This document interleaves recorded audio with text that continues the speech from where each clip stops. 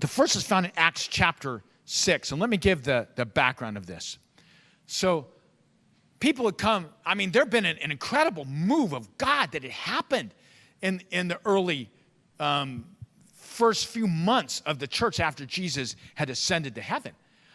Pentecost has been poured out. People are being saved, healed, delivered. There's remarkable things that are happening. So the church grows explosively. There are Pharisees coming to Christ. There were major leading Jewish families who were coming to Christ in the season. It was a powerful, powerful time because of the power of God. That was real spiritual awakening, okay? Things were happening. It was being awakened. But in the midst of all this, so people, they were eating together. The scripture said they had everything in common. They were sharing everything they had. But then a little problem began to happen, all right? Who was basically running the show? Well, the Jews were. The Jews were running the church. All the 12 apostles were all Jews. They're running things. And listen to what Acts 6:1 says. Now, in these days, when the disciples were increasing in number, a complaint by the Hellenists, or the Greek population, arose against the Hebrews, or the Jewish one, because their widows were being neglected in the daily distribution. Now, listen, they're not suggesting, hey, we think, there's no thing. They're saying, hey, they're just flat out being neglected. Number one thing that can hinder things is prejudice. Prejudice. Number one, all right? Now, I'm not just talking, Jesus said you go into all ethnicity, everybody. But I'm not just talking, this was an ethnic prejudice that happened early in the church. All of a sudden, the Jewish widows are getting preference over the others. I found oftentimes in church, there's prejudice. There's preferences. Man, hey, I know Jay and Celeste. Let me go talk. I know them well.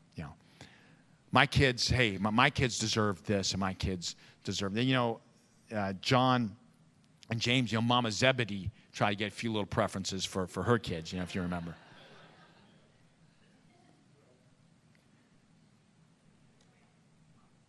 I learned something in Chi Alpha as senior director, and I've shared this with us nationally. I've said, if Chi Alpha ever goes under, if for some reason we ever cave, it will not be from anything external.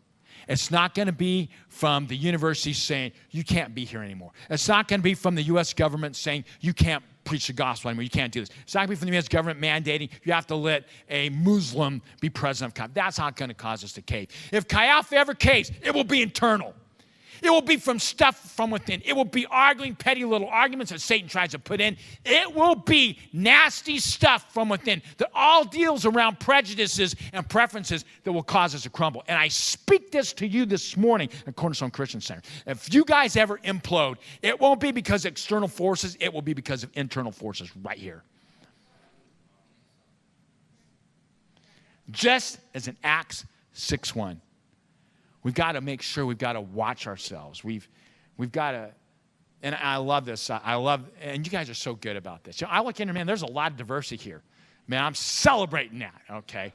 This isn't a big issue for us, but it's something I want you to have perspective of because it's what hindered the early church and mission.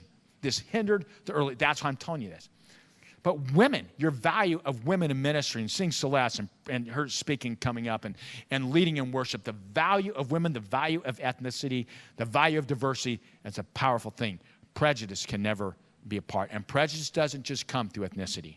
It can come through education. It can come through, and we may not always say this, but boy, let me tell you, I've seen classes.